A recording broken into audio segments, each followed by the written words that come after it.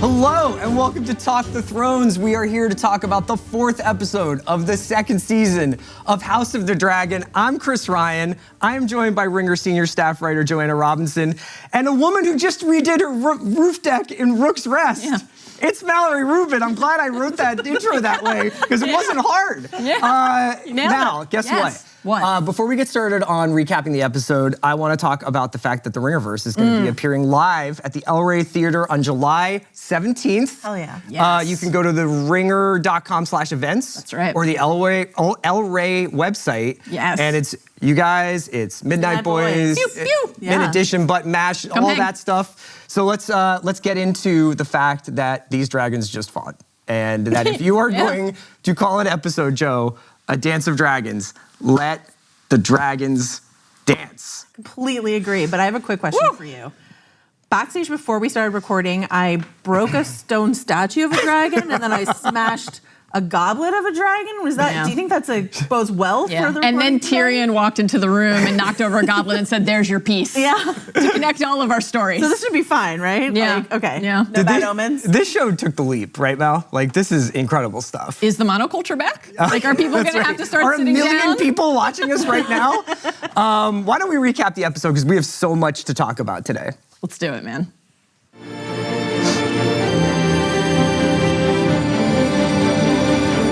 Okay, we're recapping episode 4, and just put yourself in my headspace here. Imagine a guy walks in to see his therapist, and he says, "Hey, doc, I've been having this weird dream where my wife, who is also my niece, appears to me in her teenage form and tells me my brother didn't love me as much as her, so then I chop her head off. Yeah. Also, I'm having problems at work." It's happened to all of us, right? Relatable. Yeah. Really? Relatable. Yeah, it's definitely happened to Daemon Targaryen, who is lost in Twin Peaks trying to raise an army to fight Criston Cole and the Greens. While Daemon dreams, Rhaenys and Corrales have a waterside chat that is not at all foreshadowing anything about how they need to go back to Rhaenyra's war council, and that war council happened to be chomping at the bit to get these dragons dancing.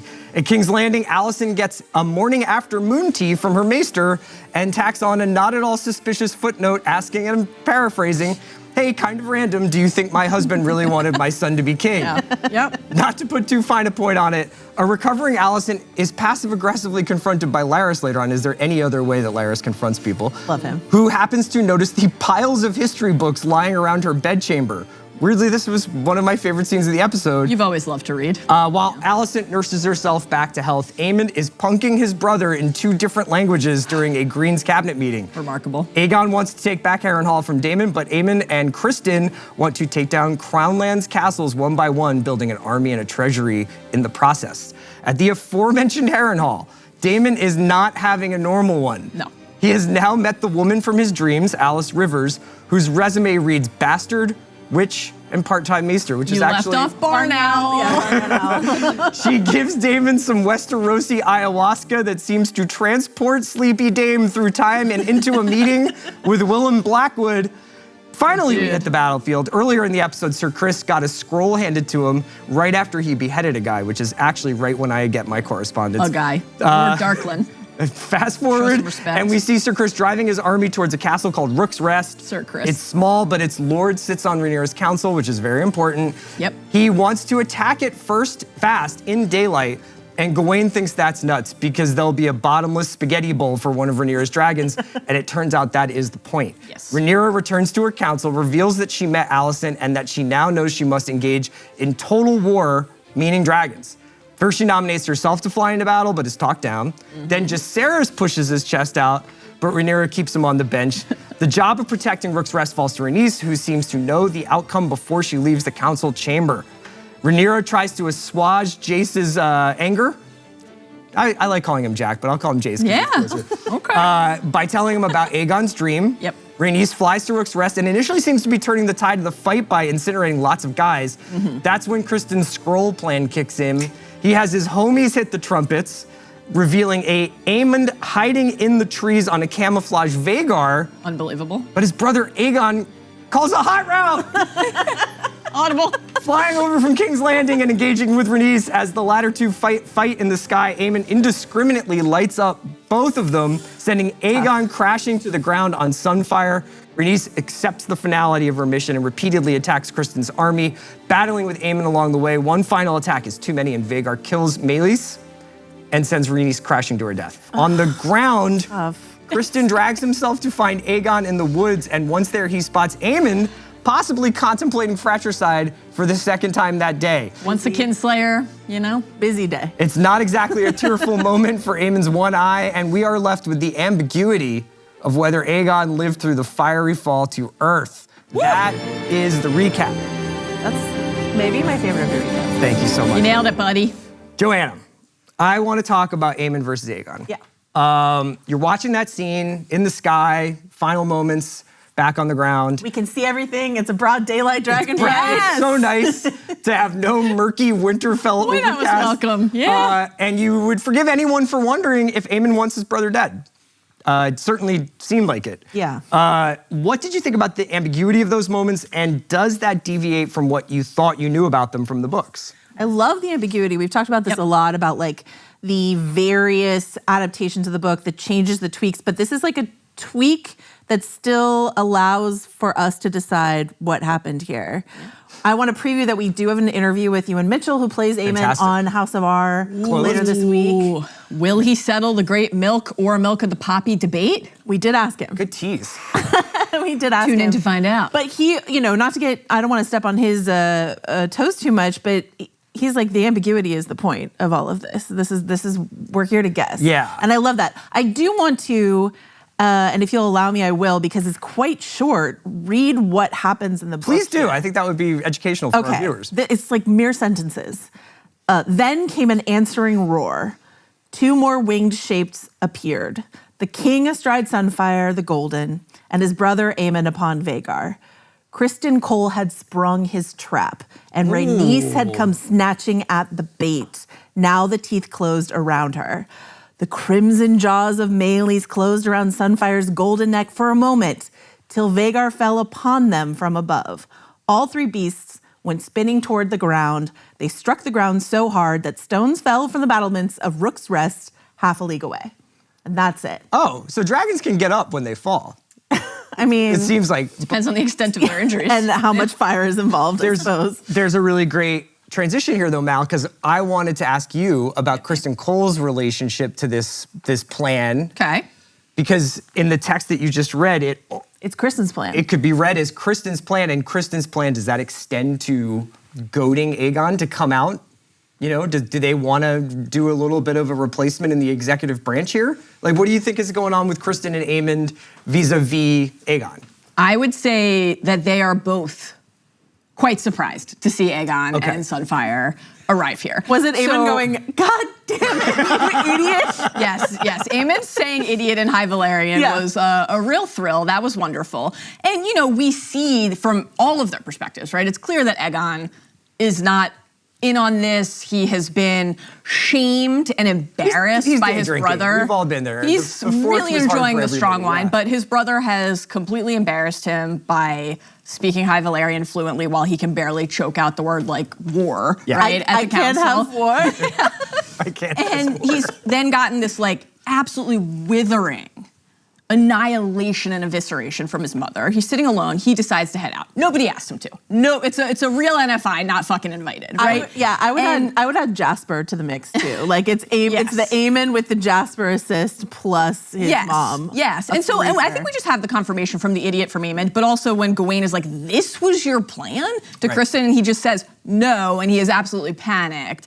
They were not planning on Aegon being there, which, as Joe noted from the passage, is an update for us. Yeah. So you have that update of Aegon going rogue, but also what that like kind of connects to more broadly across the season of the poor communication. This is the plot that Criston and Aemon were sketching out at the beginning of this season. They were gonna tell Aegon about it and kind of pitch him on the side. They didn't. That was about Otto and Alicent being in control. Otto's gone. Then everybody's pissed at Aegon, right? We think back to like all of the different times throughout the series that Aemon has shown how little he thinks of his brother. Think back to season 1, episode 9, him just saying outright to Criston in the streets, like, I'm the one who should be cuts off right before saying king. Yeah, right. Right? We build toward the beginning of this season where Aegon's like, my loyal dog, my best sword. And then we hear Aemon saying, he's just like being a puppet who's controlled by my mom and grandpa. They're not on the same page with each other in any respect. And then we have the brothel incident, right? Yeah. The mortification and humiliation. So I think that although he has all nothing of to be that, humiliated about, frankly. Like he just it's true. But in this family, they're rarely supporting each other the way they need to. And so like, I think the question of what is going on in Aemon's mind and whether it's like an active decision to try to say, I should be king instead, I'm gonna attempt to kill you right here, or more of like a passive, if you're too stupid to let me win your war for you, then like if you're collateral damage, so be it. I think that's open. I don't think it's open to interpretation whether they wanted him to be there. They did not. Okay. Yeah. And also to what Mal was alluding to earlier is like he's already loosened the lid on the Kinslayer jar, right? With Luke. He's already got that nickname, Aemon Kinslayer. So like live up to the title. What's a brother, On the ground? Yeah. The sword. What's up with that? So he's sheathing it, right? But he does. Well, he has it out. Yeah. And then he sheaths it when Kristen shows up. It seems like he's like, and he's doing a little pointing. He's like, he's over there. he's got the dagger prophecy now. You love to have the dagger prophecy. Do you think it was like my question is, it looks a little charred. Oh. Was it glowing? We think like a little One Ring action, the old inscription visible to Aemon for a minute. You gotta shove that dagger in some fire. So is that dagger his? It's not Aegon's that he's picked up. It's Aegon's. That's Aegon's. Yeah, that's the dagger. That's Viserys' Viserys's. dagger. That's the one that Arya will use. And he's just like dangling at his brother underneath the dragon. He was using it as like a laser pointer earlier in the season. Exactly. Not a lot of sentimentality from that guy. They don't know how important that dagger is. Yeah. The question of whether Aemon was considering stabbing Aegon is that's kind of where I'm like, okay, I don't know how, if that is what he's thinking, right. You sell that. It's one thing to say, oh boy, we were, definitely strategizing together to try to fight against the Blacks, and oh no, things went wrong, and oh boy, dragonfire, it happens. If you stab him and he has a stab wound in him, it's like Jorah and Dario. Oh, you think they're doing a lot of CSI Crown Lands? Yeah. Like, I don't know how involved they're gonna get. Tougher one to cover up once there's a stab wound. A little bit rough Just back saying. then. Joe, let's talk about Aegon's dream. Oh, please. Another Aegon. The Song of Ice and Fire, Rhaenyra uses it as a pretext to some extent for unleashing the power of dragons, and also delivers it as like an inheritance to pacify her disgruntled son. The show presents this as reasonable, I think. And we know this vision is real from Game of Thrones. Right. But is she twisting prophecy to her own purposes, do you think? I think that's a fascinating question. I love the way they set this up. Mallory and I have been waiting for her to tell Jace the prophecy, and especially waiting since he went up on the wall and looked over the wall and saw death waiting on the other side of the wall. So he has some information that Rhaenyra doesn't even have. Yeah. I love the way they set this up to look a lot like how it played out in season 1, episode 1 with Viserys. They're standing again in front of a dragon's skull. Yes. This one's stone. That one was Balerion the Black Dread. We hear her talking over visuals of others. Like we get an Aegon the Conqueror drop as we see our Aegon putting on the Conqueror's armor, etc. And that was very similar to how they played it all out in season 1, episode 1. So they were drawing these intentional parallels. And so that makes us want to think about the exact language that Viserys was using when he told her about this, right? He said, ambition alone is not what drove Aegon the Conqueror to the conquest. And he tells her everything that's going on. And he says, we have to unite, uniting the kingdom is the most important thing, is the most important part of all this. And when he's dying, Rhaenyra's like, you named me heir, you divided the kingdom, you did this. And so I think it's interesting for all of us book readers, because this prophecy is not in the book. It's always interesting for us to think about going down the line of Targaryen kings before, Aegon and Rhaenyra fight here and after, and saying, what did this lead them to do? Did they do this batshit thing because of the prophecy? Yeah. And because it's like the oral tradition, and it's like, well, did it get tweaked ever? Well, and like, did it get lost? Did it get lost? And rediscovered? When did it get lost? Yeah. So I don't think Rhaenyra strikes me as the kind of person who's using this as an excuse to go to war. She's so reluctant to go to war. But she has talked throughout about this idea of like, this is her duty. She must do this.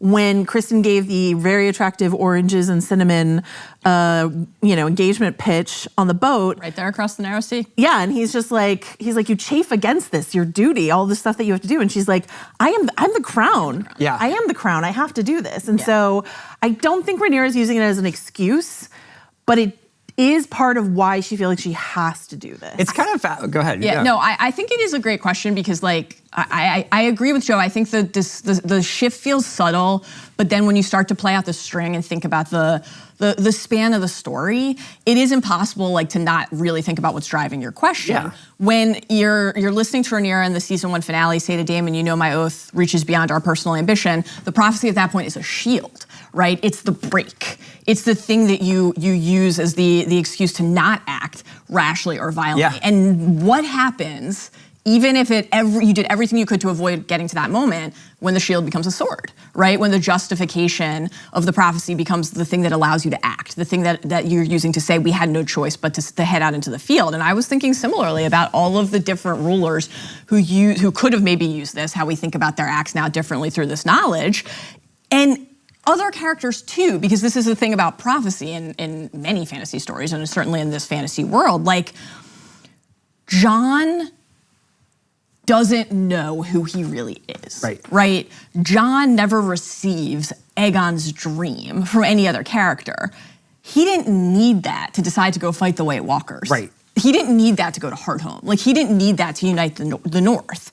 He didn't need that to bring everybody together so that Arya is there at Winterfell holding that same dagger in her hand during the long night. I thought that dagger was familiar. But he is that person. Yeah. He is the Song of Ice and Fire. And so, like... But it's how Stannis justifies burning Shireen. This is who I was just going to bring up next. Doesn't Shireen actually say something like, doesn't she tell Stannis about the Dance of Dragons? She does. Yes. She does. Yes, and he's indeed. like, what's up with that? Right, and we're like, Stannis, we know you know what that is. Why is that a dance? It's just what they call it. Doesn't make much sense. I think it's poetic, iconic stuff from Stannis. But yeah, like, someone, Melisandre, is telling you you're the prince that was promised. You allow yourself to believe that.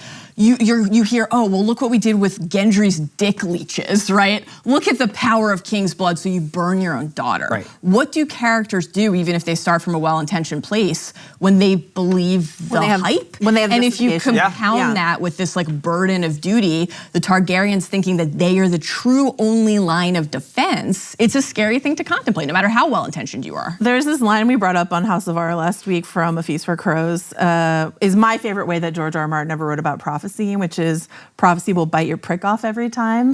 This nature of like, it will betray you. Like buying too much into a prophecy will betray you. But it is so fascinating for us to watch this knowing that the prophecy is right. Yes. It would almost be more interesting for us to not know whether or not it's true. Yeah, the irony of it, which is like, she know, like we know she's right, but no one is right in this show. Right. Like everybody is doing these like, I mean, thousands of people die in this episode. Yeah, well, like, and even if you're right, even if you know what you're working toward, does it justify the things you do in the name of that, right? Like that's... We've talked about this a little bit, this idea that like, and on the one hand, this does give Rhaenyra justification for what she does. On the other hand, could she have a conversation with Aegon and say, okay, I don't need to be the queen, but you need to know what the prophecy is. Right. You know, like, exactly. Why does it have to be her? It should be her. Well, she has my vote. Yes.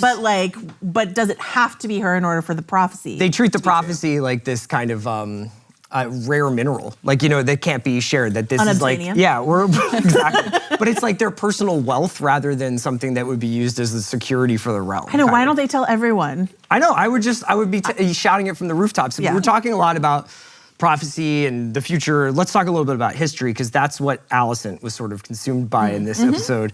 I loved Alicent, Hightower history buff, trying to find all the books, all of Viserys's books. She really needs a Kindle. Really like that line where Aegon's like, I didn't burn them, like I just put them away. You know, like perfectly delivered. Incredible scene. What do you think she's looking for in those books? And do you think her true interest in the history is evident to Larys when they have that conversation, which I said I loved? Yeah, it was a fantastic scene. I think like so many things about this episode, it's what she's looking for is open to interpretation. That's part of why it's interesting. I think like if we consider Alicent's character and the time that we have spent with her across the series, what we see her drop that stone dragon, right, in this episode.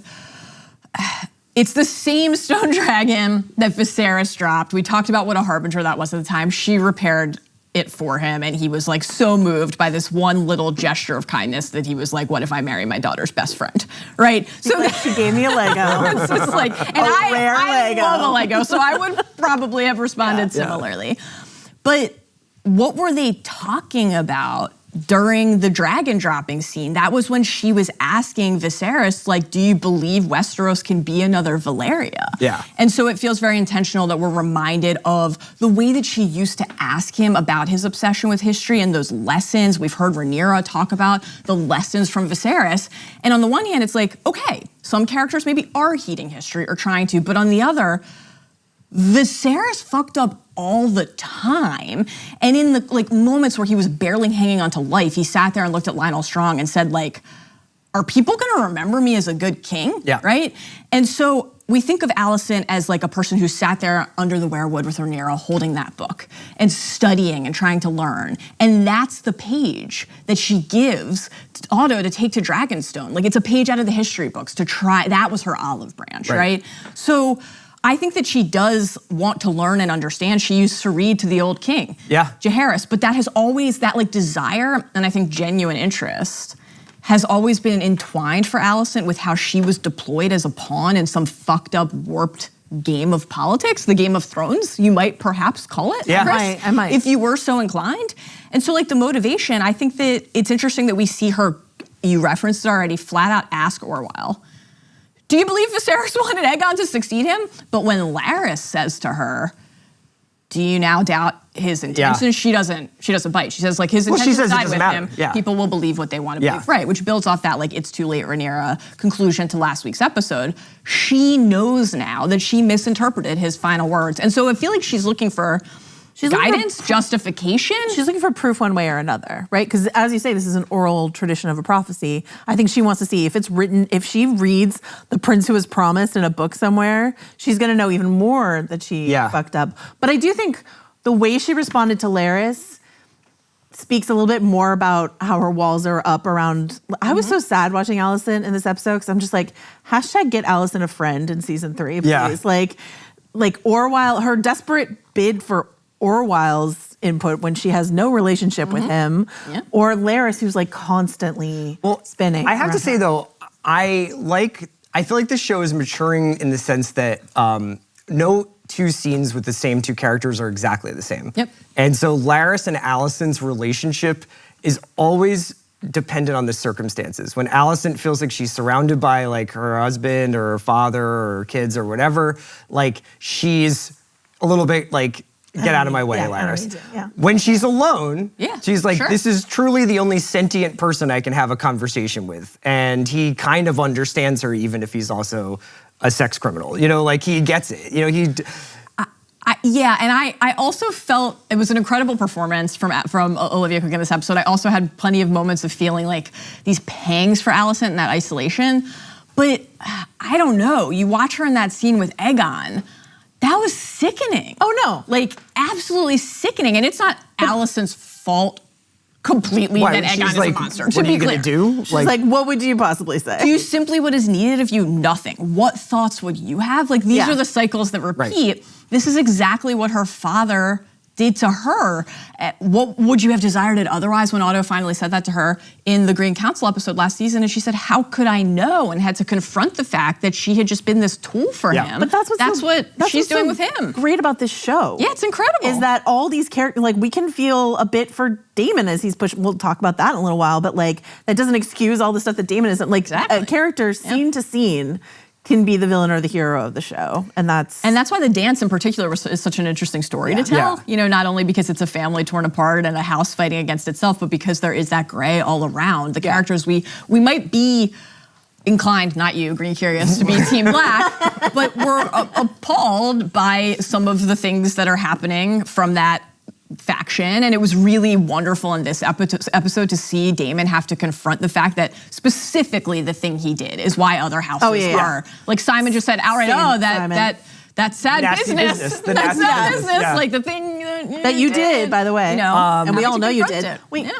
do you feel like you've gotten off all your takes about why that Larys and Alicent scene was your favorite? Because you really loved it. Well, I mean, first of all, like the entire setup of it with her with the hot stones on her stomach, I was going to ask about the moon tea. Leaving in a out the second. moon tea. Yeah. And the then fact letting that Larys in. Tough. There's a lot of chatter about how much Larys knows about everything in this story, you know, and I find watching his performance, knowing that there is discourse about like how much is he orchestrating certain things, how much is he pushing people into certain roles. Yeah. His performance comes alive when you're like, wow, what's this guy thinking about right now? How about that moment watching him watch Aemon Oh, yeah. dunk on Aegon, and he's like, Yeah. Yeah. I mark you. Matthew Needham is like Eve Best is actually my MVP of this episode, but Matthew Needham as Larys is like so good in this episode when he says, a rich indulgence indeed. Yeah. Do you want to talk about the moon tea a little bit? Yeah, so she takes the moon tea. Is this a rejection of Kristen? I assume he is the father. Or is it more of her saying, her bringing a child into a world on fire is a mistake?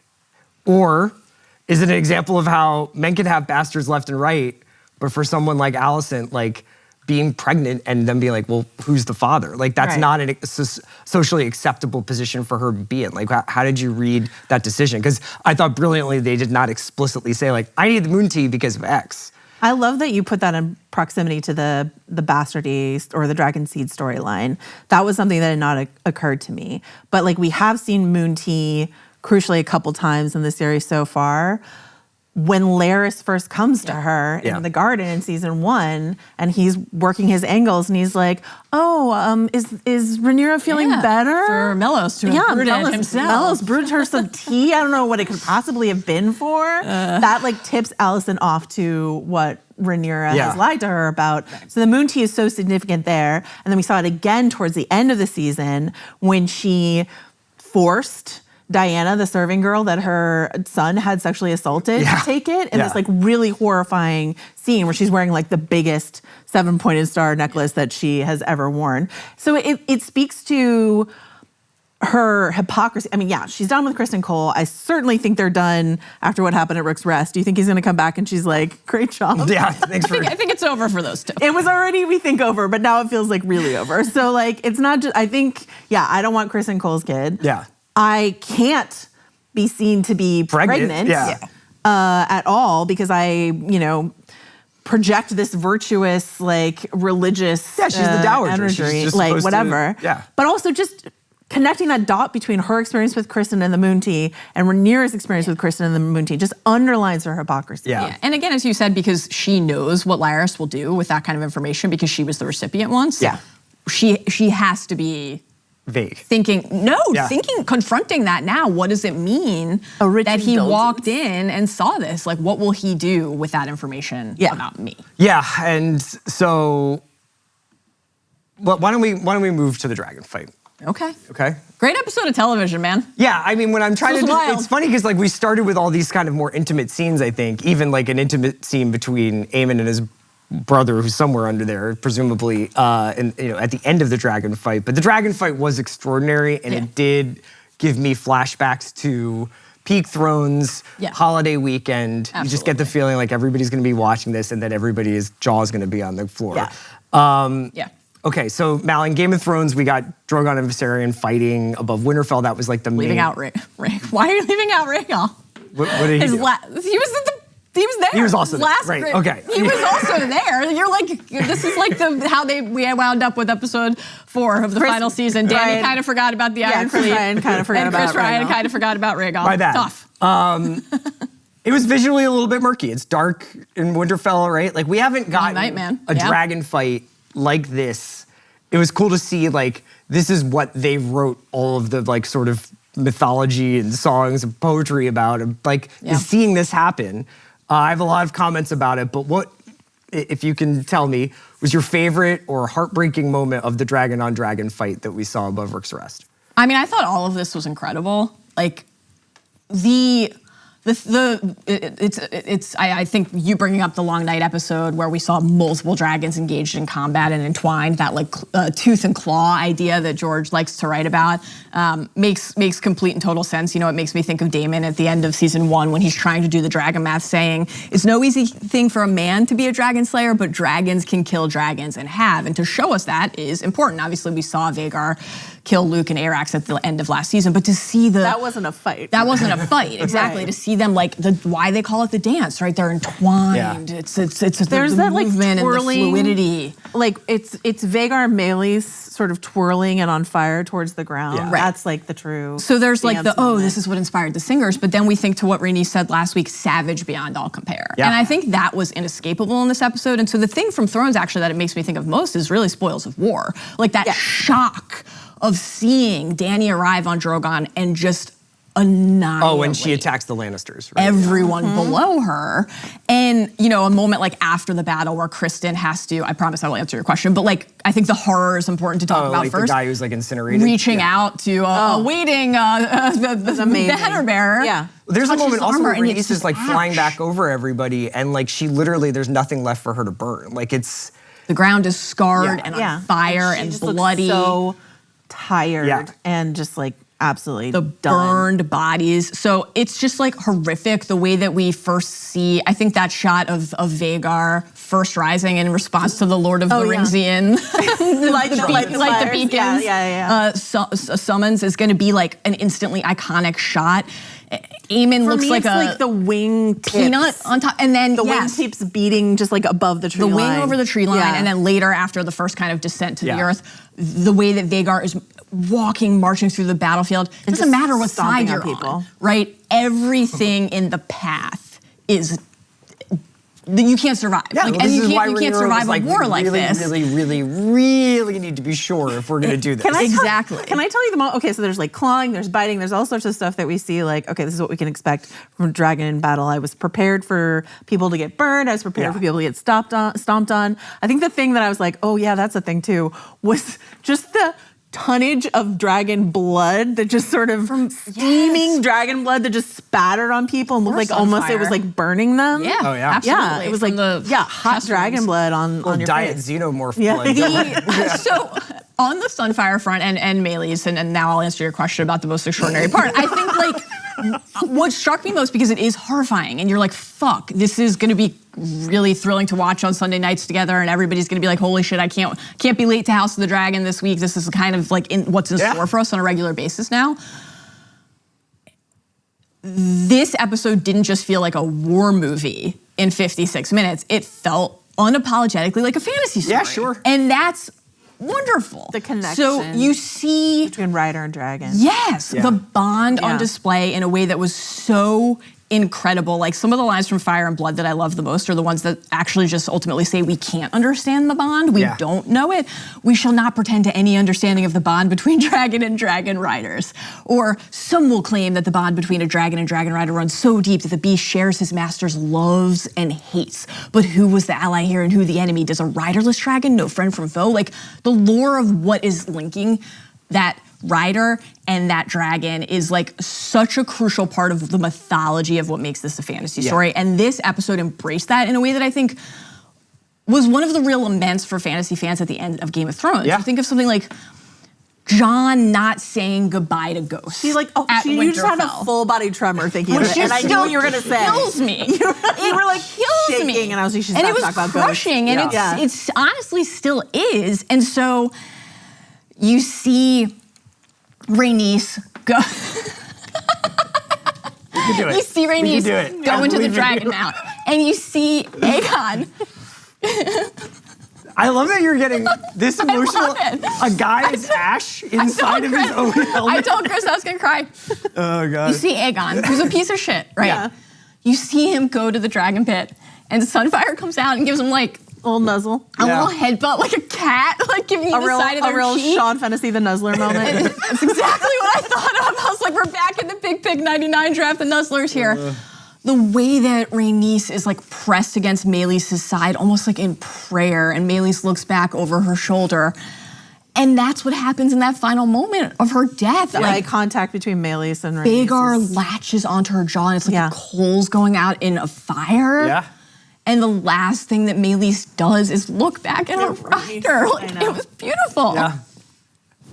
I thought it was cool. I thought it was cool. I loved it. I loved it. It felt important. It did. I will say, I completely agree. I think the effort that they made to show the connection between Dragon and Rider. I do wish we had seen Sunfire before this episode. This is tough. Yeah. Our guy is in rough shape. Yeah. When Kristen and Aemond walk up at the end, and he's just like heaving and torn and tattered and smoky blood and. I want to shout out the VFX department did an incredible job. Yeah. I want to shout out our friend Paula Fairfield on the audio design. Oh man, because some of the like hooting like wounded seagull sounds of Sunfire, anguish, just incredible. The shot, I don't know who is responsible. Like we could give it credit to Alan Taylor who directed this episode. Yeah. I'm not sure who exactly storyboards the logistics of the fight, but the shot of Rhaenys, her going down, this like Dr. Strangelove, Slim Pickens riding the nuke shot of her going down. Her just basically being like, exactly. Having latched in that saddle before. Dragon seatbelts. We had not seen much of them before today. It was pretty amazing. There's this line that Rhaenys had in season 1 that we've talked about a lot. It was in like the very first trailer. Men would rather set the realm ablaze than see a woman ascend the Iron Throne.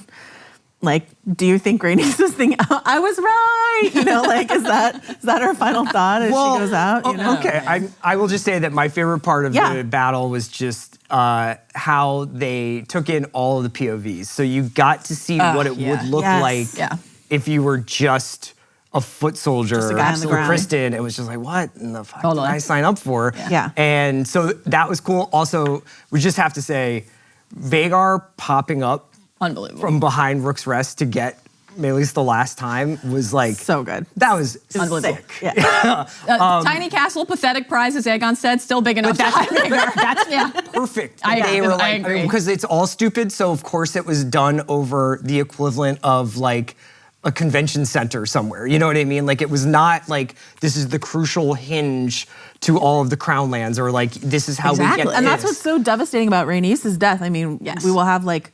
And by the way, like she fell and then everything blew up. And Melis is like upside down as she falls into the like, curtain of the castle. So there's gonna be fallout from that for sure of like Rhaenys is the one who went and when there were all these other candidates of who could have gone. But also Rhaenys was the one for so long who's like, we can't take this last step. Yes. We can't take this last step. Yep. And she's the first one to pay the price for it. May I ask a question? Sure. That I didn't prep you for, but it's just how many of the people who just fought today Aemond has been in a battle before? Like been in Well, Aemond hasn't really. I mean, he killed a kid. He killed a kid. Yeah, that was practice, batting practice for him. Kristen Cole has seen some combat. Oh, I meant Dragon Riders. No, I know. Dragon Riders not like that's an odd line that I don't know if we know how to explain when Rhaenys is like back into battle, old girl or whatever. Yeah. And neither Rhaenys nor Melis has been to battle. Melis has been around. Yeah. Had a prior rider, Viserys and Daemon's mom. Yeah, actually. So that's a fun little tie. I was like looking back. I was like, did we miss? I was like, I was poring over the text of battle, and I came across this line from her father, Prince Aemon, who was the heir, Jaehaerys' first heir, the heir to the Iron Throne. The princess had just learned she was expecting, else she would have accompanied her sire on Melis into battle. The prince said, as if I would ever have permitted that. So this definitely feels like a little bit of a show update, but I think one of the fun things about now going back through those stretches is gonna be like, could Rhaenys and Melis have been there? Could it be another example of like the history's not accounting for the queen who never was and the Red Queen actually entering the fray? She was actually at the Stepstones. Yeah. We just never saw her. Who knows? Vhagar, veteran of, has been to battle. Yeah, I can tell. Quite a few battles. Vhagar since the conquest. And obviously in season 1, they're not here for this fight here at Rook's Rest, but you know, you got to see, you always are thinking of your guy, the crab feeder. You got to see Caraxes in battle the Stepstones, Seasmoke in battle the Stepstones. Yeah. You forgot about the crab feeder? I remember the crab feeder. I forgot how he went. I think you can tell that for Sunfire, this is like Clearly, the first time out. Sunfire's a real show pony. This was. I also thought they did an amazing job of the scaling of the sizes because you see Maylee's and Sunfire initially entwined, and you're like, Sunfire looks so small. Maylee's looks huge. Yeah. And then when Vhagar has Maylee's, that just flips right on its head, and Maylee's looks. And when Vhagar just like snatches Maylee's out of the sky, there's another line from the book that says, and I'm just going to paraphrase it, which is that if it had been Maylee's versus Vhagar, yes, against Vhagar alone, she might have had some. She might have had some chance. But with Sunfire in the mix, it's curtains. You get to the end of this episode, and then the entire episode takes on a kind of different tint because of what happens to Rhaenys at the end. So let's go to the other sort of crucial scene with her. Yeah. Which is when she's talking with Corrales and has met Alan for the first time. Yeah. Presumably for the first time. She obviously intuits, knows. And she touches his face. If that wasn't the first time that she met, and every time they run into each other's jobs, she's like, I didn't know you were so complete. That would be weird. Radical face blindness. Did you feel as though there was a connection between these two moments? She realizes her husband has this life beyond her. He's been distant the last couple of episodes where he's like, I have to get back on this boat. I'm not thinking about my family. I'm just thinking about myself. It turns out he has like another family pretty much. She's kind of like, she already knew. Like the implication was that she already knew that it wasn't like her favorite thing that Corrales has ever done. This is obviously something that he did long ago, but while they were married, in their marriage. I think the way she was like, you didn't feel like you should mention that he's the one. I know who he is, right?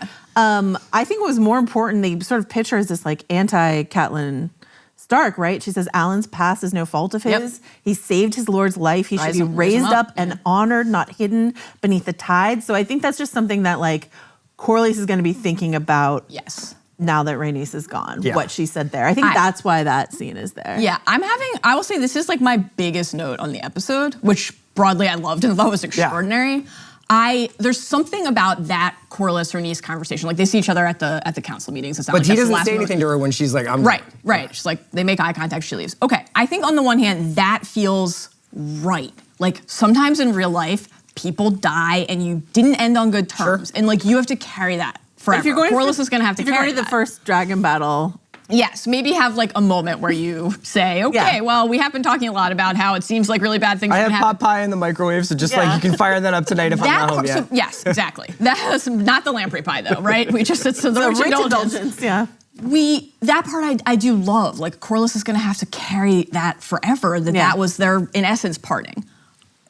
To your question though, I will just say, like, I really hope that's not the interpretation that people have. That she sacrificed herself because of an unhappy home life? I don't think, like, the idea that Rhaenys, the queen who never was, like, a princess of House Targaryen is gonna say, fuck it, I have to die now because my husband fucked another woman is like... I don't think, like, when you were asking... I hope not what they're going for. I don't think what when you were saying she goes up to Rook's Rest already knowing the outcome, that was not my sense because they think there's no other dragons. And she's like... That's the trap. Her resignation is like... They're taking these small castles. I'm gonna go light a bunch of people on fire. I gotta go. I avoided doing it. I mean, I killed a bunch of small folk at the coronation, but I didn't light anyone up with my dragon, right? And so she's been like really the one putting the brakes on this. So her whole like, it's gotta be me, I guess, is this like moment for her of there's no other choice. Rhaenyra did exactly what she asked for last episode. She's like, we, you know, the young kids, the young bucks, the boys, they want to go to battle. We can't go to battle. Let's figure out a way to talk to Alicent. Rhaenyra's like, guess what? I did it. I went undercover. I did try. Do you like my outfit? I've just not changed out of it. I'm still wearing it. And she's like, she did exactly what Rhaenys asked her to do. So now there's no other choice. That's my read on it. I hadn't thought about her at the coronation not lighting everybody up. And they shot in such a way, and it's cool because you get such an intimate perspective of the dragon riders' faces while they're doing it. Like they create a reality within the episode or in the show where you can both see people's facial expressions while they are flying it. You see the joy on Aegon's face when he sees Aemon. He's like, thank the gods. And he's like, oh, maybe I shouldn't have bullied him. Rhaenys seems there. I mean, to my eye, there's opportunities to be like, oh, I'm outnumbered. I should probably flee. Absolutely. So from the book, Prince Rhaenys made no attempt to flee. And I think to Joe's point, a couple things. One, it's interesting that you guys are mentioning the dragon pit explosion. It did have a whiff of like... Finish the job. Dave Filoni makes the Clone Wars to fix the Star Wars prequels. Yeah. Like, they did a thing with Rhaenys in the Dragon Pit in season 1, episode 9 that just made no sense. Yeah. No and they shouldn't have done. And it was the low point of season 1, but it happened in the show. And so I do think then we can say Rhaenys is, I don't think she ever thought it was a mistake. That's the only kind of complicated thing with this. But like we haven't really seen her like wrestle with any kind of like guilt for not doing that. She genuinely stood by that corner of like, this was not my war to start. Right, when Daemon brings it up at the beginning of the season, she just brushes it off. But I don't think what she's seeing here, like what Joe said, they exhausted every attempt to avoid it. It's here. She just saw Aemond with reckless abandon burn his own brother, so like, right? She's like, I have to do anything. This is here. The thing I did everything I could to avoid is here. Yeah. I have to do whatever I can, even if it means my life, to try to stop them. Yeah. And anything I can. And this is why I would put, not that we're doing like who won the episode or MVP or whatever, but like this is where I would put Eve Best's facial expressions there. Yeah. Her resignation, her weariness. So just so incredible. And the line in the book is like, with a glad cry, I think she turned around. And I like that that's not what this is at all. Battle lust here. Yeah. It's just sort of like, well, we're in it. I can't go back. I have to finish this. Yeah. Yeah, I think that coming out of this, the thing that's the coolest is that despite the fact that there are so many incredible set pieces and some people talking about this dragon fight for, however months, years, you'll go back and be like, man, that was so interesting. I wonder what this character was thinking when that happened. And like it's the same thing for Aemond, where you're just like, did he decide on the spot, like in the last second, to go for his brother too, because that would be convenient? Did Rhaenys decide like, I'll die trying to stop Aemond because if Aemond gets out of this, like we're all dead. All that stuff is yet to be determined. And I thought like that was just a really like cool use of like of kind of gray area in this episode. You know what else was a gray area? Harrenhal? Harrenhal, yeah. Here's the thing. This show now has like super dragon fights and it's awesome, and it has the political aspect of people talking in rooms, and it also got its weird back. Oh yeah. So Daemon's plot line, which I could see, broadly speaking, maybe some people are like, this is like, I don't know if I want this guy to just be tripping every episode because he's too cool. I do. Couldn't be me. Yeah, simply could not be me. I'm loving this. That's all I want. Let's just talk about this. So incredible, yeah. He is already kind of slipping through time and space anyway in his dreams. Alice gives him I love this. You're making it sound like Slaughterhouse-Five. Let's go. But he's, okay, so how does he take a sip of this drink and then wind up in the middle of a meeting? Yes, were it me, if I were having incredibly disturbing visions and dreams in a clearly haunted, cursed abode, I would not drink the offered potion from the witch. From a woman who I just called a witch. Yes, I would From a woman who was already brewing it before I walked into the kitchen. And seems a bit cynical about But maybe he's carrying a lot of regret for having passed on the aged venison, and he's like, empty. That did seem like a delicious meal. I don't want to make that mistake. You gotta get your protein somehow. Everything with Daemon in this episode was incredible. The fact that I'll go out of order. We'll go back to the throne room vision of Rhaenyra. We just are like Luke in the cave on Dagobah with him pursuing Aemond, and then it's his face, right? What I loved about that too, I rewound it like so many times, is that you never see his face, but it's definitely you and Mitchell because of the gait, like the way he's walking. That's definitely him, and then it turns around. What's in there? This is some real Star Wars stuff. Only what you take with you, Chris. Just you. That was fantastic. But what did you guys make of the fact that the throne, it's not just young Rhaenyra again, wonderful. And we get to see, he sees Laena. Yeah. Pregnant. Yes, pouring the drinks at the table. Great stuff from Sir Simon throughout the episode, but the way that he is watching Daemon in that sequence. I love when it cut to who the woman was, because like, she's a perfectly lovely woman, but she is like buttoned up to here. So he's like staring at this woman. It's not like he's leering at someone. It's just like this incredible stuff. Incredible stuff. But it's just like the throne room is, first of all, it's a perfect and key location for us to associate with any sort of like ominous vision in Game of Thrones. We think of, Chris, you were on it with Karth and House of the Undying. Like, Yeah. it makes us think of Dany in her throne room visions. But the throne room has just been the setting for so many crucial Daemon moments in the series so far. His first This is where we met him. glimpse, he's sitting on the throne when Rhaenyra goes in. Sir Harold's like, gods be good, right? The gall of it. He gives Rhaenyra the little Valyrian steel necklace in that scene. Like, It's we a both perfect- have a piece of our history. It's a perfect flip of that, right? Yeah. Like she walks in, he's sitting on the throne. Yep. And he walks down and they're speaking Valyrian to each other. I was going back, don't ask me why. I was going back through and looking like at all the times they spoke Valyrian in season 1, and someone has handily put together a 20+ minute video on YouTube of all the High Valyrian in season 1. It's like 80. Do you think that guy is like, good week work here? You know? Listen, He just good job. did it, yeah. I'm glad that it exists. But like it's 80. Could have been. It's No 85, comment. like through her dragon tears, she did it. Yeah, it's 85% Damon talking to Rhaenyra. Yeah, and that creating scene, their little like the episode 4 like discussion about marriage. Yeah. But it also thinks, I mean, again, it makes us think of Dany, like Valerian is my mother tongue, that reveal. Then we connect this to the shaming of Aegon. Like, what does it mean if you're not in touch with your own lineage and heritage like that? Think of how like Jace was so frustrated with himself in season 1 for Yeah. not being able to learn Valerian well enough. But also the throne room is, of course, where Viserys that ousted Daemon from his life and kingdom more than once. So this has been the site of his ambition, but also his shame. And it's been the place where he has voiced aloud what it means to be a Targaryen and like not been met with the thing he was seeking on the other side. And I love the idea of like, because it's not actually Rhaenyra, it's Daemon's subconscious manifesting this thing.